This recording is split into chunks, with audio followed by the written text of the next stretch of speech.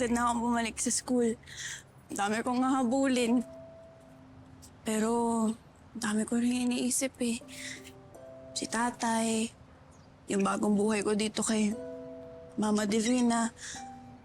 Kakayanan ko kaya? Siyempre naman. Ikaw yata si Princess Pascual, ang siga ng City Jail. Ah, garon. Oh, bakit? Uy, sandali Siga lang. ng City Hindi. Jail. Teka lang. Sasabihin ko kasi dapat. Princess Pascual, ang prinsesa ng City Jail. Oo. Ganun. Huwag talaga tumigil. Anong ginagawa niyo dito? Lalo ka na! Bakit ka nandito? Libby, dito na ako nakatira. What? Kinuha na ako ni Mama Divina. Dito na niya ako pinatira. And you? Bakit ka nakabuntot na naman sa princess na yan? Don't tell me dito ka na rin nakatira, Xavier. Binisita ko si Princess. And why? Alam ba ito ni Mommy D? Kahit magkaibigan kayo ni Xavier, hindi pwedeng basta-basta ka na nagpapapasok ng tao dito, Princess. Yung friendship niyo dapat may boundary. Alam niyo, sumusobra na kayo eh. Hindi magandang makita yung ginagawa niyo. We're not just friends, Libby. Girlfriend ko na si Princess. No. No, hindi mo pwede maging girlfriend yung babaeng yan. Bakit hindi? Mahal ko si Princess. You broke up with me dahil gusto mo akong ipagpalit sa amoy seldang babaeng yan? Sige, Libby, sabihin mo na lahat ng mga gusto mong sabihin. Hindi naman na sa akin nagmamatter yan eh. At hindi namin kailangan ng approval mo para maging kami ni Princess. At lalong hindi na namin problema yung mga issues mo. Sa'yo at sa gusto mo. Kami na ni Princess. Talagang pinagmamalaki mo pa, Xavier. Eto rin, nagbaho ka nga ng babaeng yan eh. Para mauto ka, para maagaw ka sa akin, at nagpaagaw ka naman. Libby, wala nga ako kinagaw sa'yo. Ang pagkakaalam ko nung naging kami ni Xavier, wala na kayo. Bakit ba hindi mo matanggap yun? I can't because you don't deserve Xavier! Princess! Princess!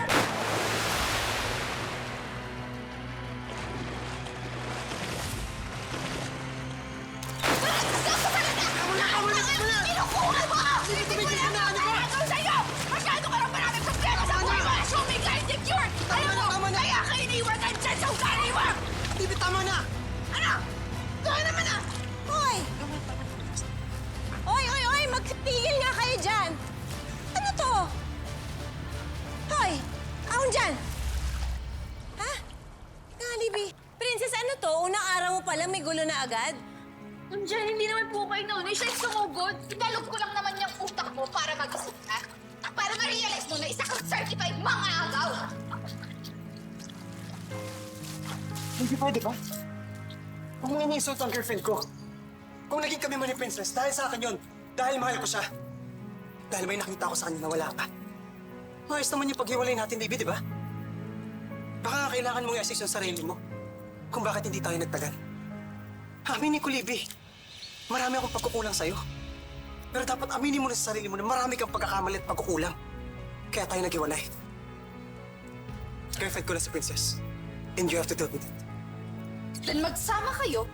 Hello wishes to both of you. Tama na yan, ha? Ano? I'm sorry na.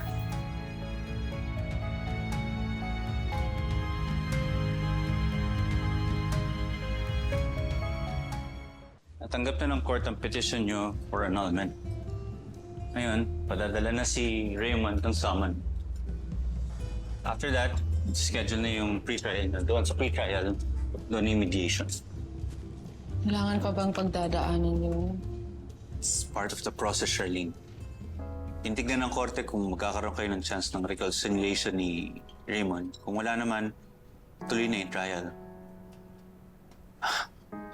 Mahabang proseso ito, Charlene. Pera, oras, emotional at physical aspects ng buhay nyo ang nakasalalay nito.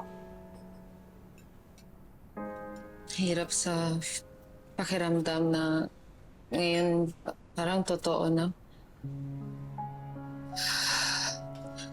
Sa dami naming pinagdaanan ni Raymond, hindi ko akalain na sa hiwalay din kami mauuwi. Everything happens for a reason, Charlene. Sa ngayon, hindi ko masasagot yung mga katanungan mo kung bakit nangyayari sa inyo to. pero sooner or later, magiging malinaw ang lahat kung bakit nangyari ito. Good news, ma'am, sir. Here's our room na po.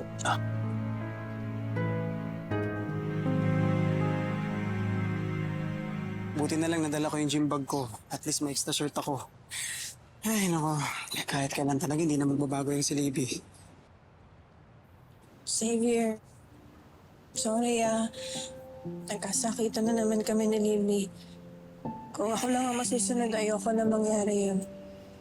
Kaso yung galit kasi niya, hindi na rin makontrol eh. Sumusobra na rin kasi siya eh. Sana okay lang siya. Ay, naku, princess, yan ka na naman. Iniisip mo na naman yung nararamdaman ng ibang tao kaysa sa'yo. Nag-aalala kasi ako sa kanya eh. Baka maka-apekto sa kanya tong relasyon natin. Princess, hindi na natin obligasyon si Libby. Nakipag-iwalay na ako sa kanya. Hindi ko na siya obligasyon. As far as I know, wala naman tayong ginagawang masama. Maging honest lang naman tayo sa nararamdaman natin.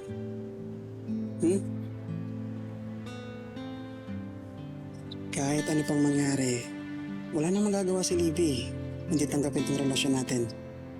Sa ayaw mo na sa gusto niya. Kaya, huwag ka na mag-alala.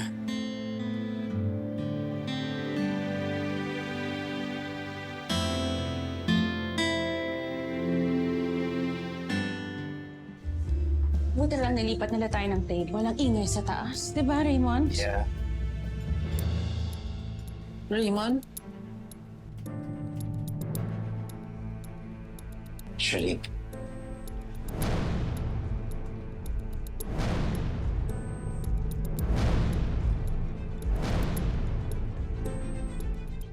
Hate her.